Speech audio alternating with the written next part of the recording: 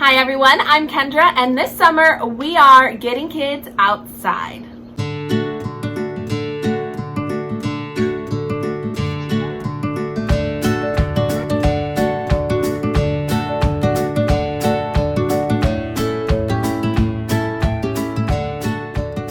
This week, I want to talk to you about your neighbors. Our activity is all about getting to know your neighbors, but I'm not talking about Kathy and Ernie from next door.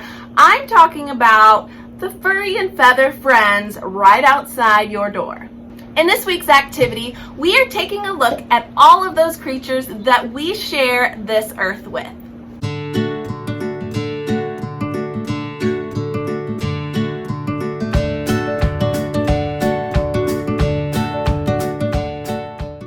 Did you know that in Wisconsin, there are more than 688 native vertebrate animals? That's a lot, and that's not even counting the invertebrate animals like the pollinators. So there are so many creatures just waiting for us to get to know them. So this week, we're going outside to get to know the neighbors.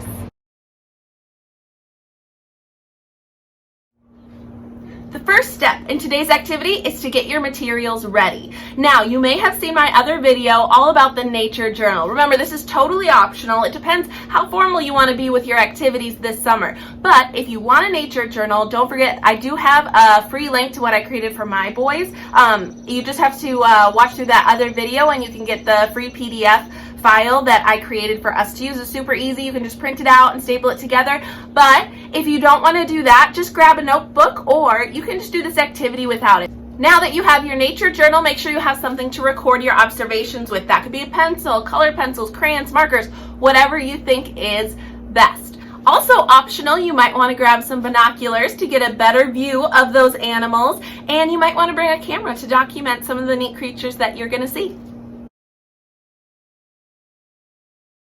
Step 2 is finding your spot. So head outside and choose an area where you want to sit and observe the animals. You're going to sit here for a little while. In order to get all of those creatures to come out to meet us, we need to sit quietly and observe for at least a few minutes. But it doesn't take long. You'll be amazed how if you take a seat on a bench at a park or on the front steps of your apartment or anything, you just take a seat for just a few minutes and all of the wildlife is going to start coming out to meet you.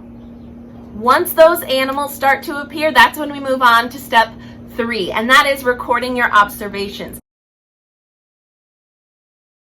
This is where the journal comes into play, or you can just have a conversation as a family. What characteristics or attributes do you notice about the animals? Are they furry? Are they feathered? What color are they? Do they have 2 legs or 4 legs? And also think about, what do you think is the purpose of those attributes? How does that help the animal in their natural habitat? On the side towards me. On the side of it. A lion.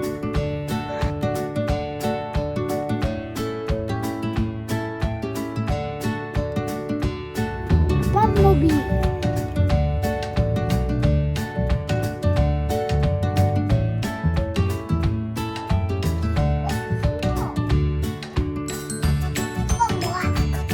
What color?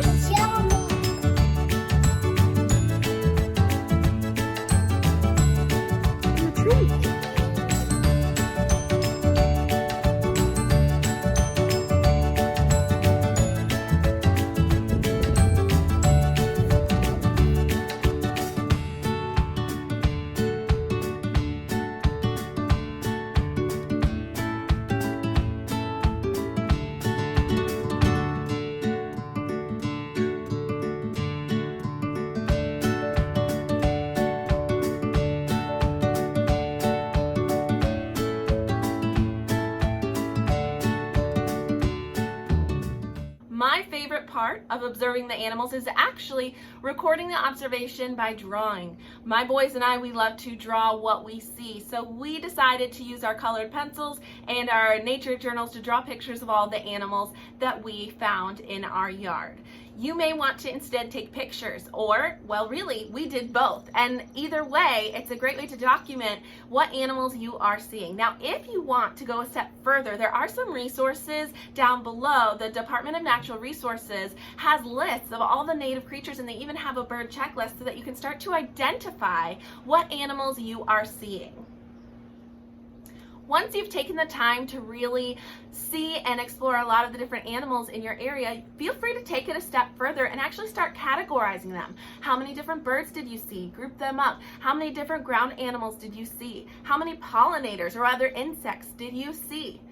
When it's time to go out with your family, remember this can be customized however you see fit. If you want to make it a more formal learning activity, use the nature journal. If you want to just have quality time going for a walk in the park and seeing what you can find, that's fine too. The whole goal with this activity series is just to find ways to get outside and to give you ideas of things that you can talk about while you're outside as a family. If you enjoyed this activity this week, please share it with your friends and family, anyone that you know that has kids, or any teachers or nannies, anyone that you think might enjoy. Now remember, you probably will not be able to find these videos again just by searching for my name because it's such a small little local project. So if you want to join us every single week going forward, make sure that you hit subscribe, and there is a little bell icon that you can push, and that will actually notify you when the next activity comes up. Every single Friday throughout the summer, I'm going to be posting another very easy, simple STEM outdoor